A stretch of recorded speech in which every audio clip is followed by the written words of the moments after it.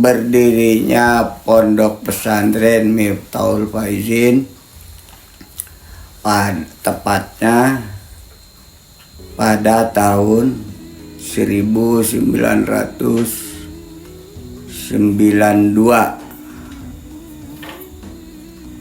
Dikasih nama Miftahul Faizin itu ngambil dari dua pesantren, Miftahul Ulum, Lirap Kebumen. Ngambil mudhofnya Miftah, Al-Faizin mudhof ilaih dari pesantren Fauzan Garut. Maka jadilah nama pesantren ini Miftahul Faizin.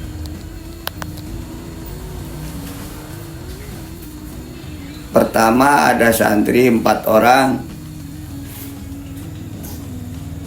terus bertambah menjadi 9 orang, bertambah menjadi 20 orang, bertambah menjadi 40 orang. Itu pada tahun 94. Di sininya alhamdulillah ada perkembangan yang signifikan sampai pernah mencapai kurang lebih 100-an santri. Yang kesininya alhamdulillah angkatan pertama awal itu bisa menjadi modal awal dasar kami yang bahkan sampai sekarang jadi alumni yang bisa disebut sebagai pendukung yang terbesar. Kemudian perkembangan berikutnya ada semacam kolaborasi antara sekolah sama pondok yang kebetulan kami pihak pondok sendiri kami belum bisa memfasilitasi dalam bentuk formalnya. Alhamdulillah ada sebagian yang jadi siswa formal sekolah di SMP, SMA bisa bergabung dengan kami dari siangnya sekolah, nah waktu sorenya sampai malamnya bisa belajar mondok. Itu salah satu perkembangan yang bagusnya. Nah, yang kesininya alhamdulillah jadi semua angkatan alumni yang sudah itu merasakan betul secara dasar itu, walaupun tidak sampai aktif benar sampai tidak pasti tidak sampai mahir kalau istilah keterampilannya itu, alhamdulillah secara dasar itu di basic pengenalan akidah, pengenalan fikih, terus nawi sorof, alhamdulillah sudah ada target yang tercapai dari secara pengetahuan dasarnya. Berdirinya Pondok Pesantren Miftahul Faizin yang berlokasi di Dusun Kapek, Bantar Panjang, awal-awal tahun 80-an, di penghujung bukan awal tahun 80-an, di penghujung tahun 80-an, awal 90-an. Saat itu sebagian masyarakat menginginkan adanya satu wadah pendidikan agama yang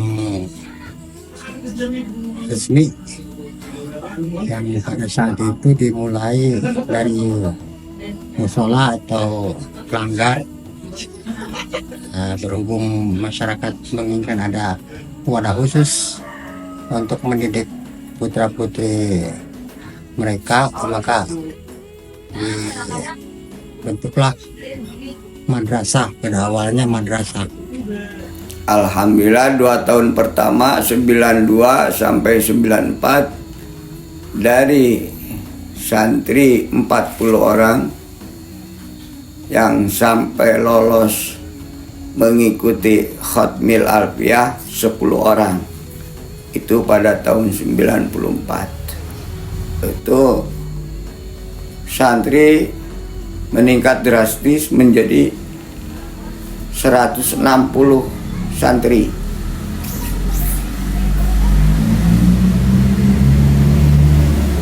Nah, setelah itu mengalami penurunan karena perubahan sistem pendidikan. Ternyata baik santri maupun wali santri menginginkan mondok yang mempunyai pendidikan formal. Nah, sementara Miftahul Faizin belum punya pendidikan formal, hanya pendidikan salaf gitu. Di antaranya fikih, tauhid, nahwu, shoroh, dan lain-lain. Mungkin sementara itu. Pendiri awal siapa aja? Pendirinya adalah Bapak Kiai Haji Asep Nur Hidayat. Itu sebagai pendiri. Harapan ke depan sebagaimana moto di NU bahwa al-muhafazatu ala qadim sholih al-akhzu bil jadidil aslah. Pendidikan tradisional yang disebut pendidikan pesantren salaf kita pertahankan. Pendidikan formal atau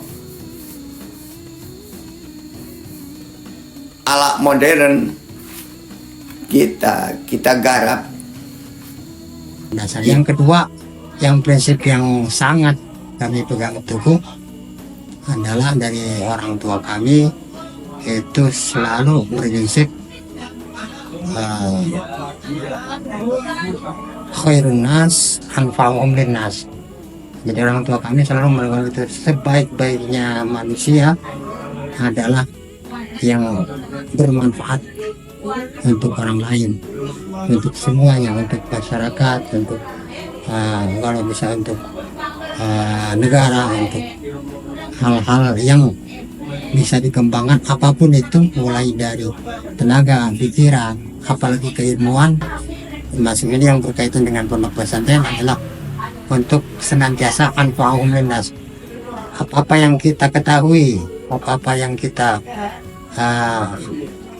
pegang itu harus dimanfaatkan untuk kemaslahatan, untuk kebaikan orang banyak. Itu yang selalu ditekankan oleh orang tua kami. Ya, pertama-tama harapan dari kami sebagai pengelola dan juga penerus perjuangan orang tua kami, yaitu mudah-mudahan ini keberadaan pondok sendiri atau lembaga sendiri yang sekarang alhamdulillah masih eksis, eksistensinya kami harapkan untuk terus bisa dipertahankan. Kemudian dalam waktu yang akan datang kita mempunyai cita-cita untuk lebih menghidupkan kembali proses belajar dan mengajar di pondok pesantren ini, supaya lebih bisa menghidupkan kembali syiar yang kemarin sempat agak turun karena kondisi keadaan di masyarakat, di fenomena kehidupan masyarakat dari mulai transisi awal di kehidupan sekolah, terus ada penggabungan dengan pondok, ada lagi pendidikan yang lain di keterampilan. Mungkin kalau secara signifikannya bagaimana kami bercita-cita supaya pondok ini menjadi kebutuhan yang bisa diambil, bisa dimanfaatkan untuk masyarakat luas sebagai pelengkap dari pendidikan secara umum dan pendidikan pengetahuan umum yang lain supaya lebih bisa melengkapi, lebih bisa dimanfaatkan lagi keberadaan pondok pesantren ini. Begitu demikian harapannya. Kita harus mampu melayani publik atau melayani calon-calon santri maupun santriwati di dunia pendidikan baik salaf maupun formal itu.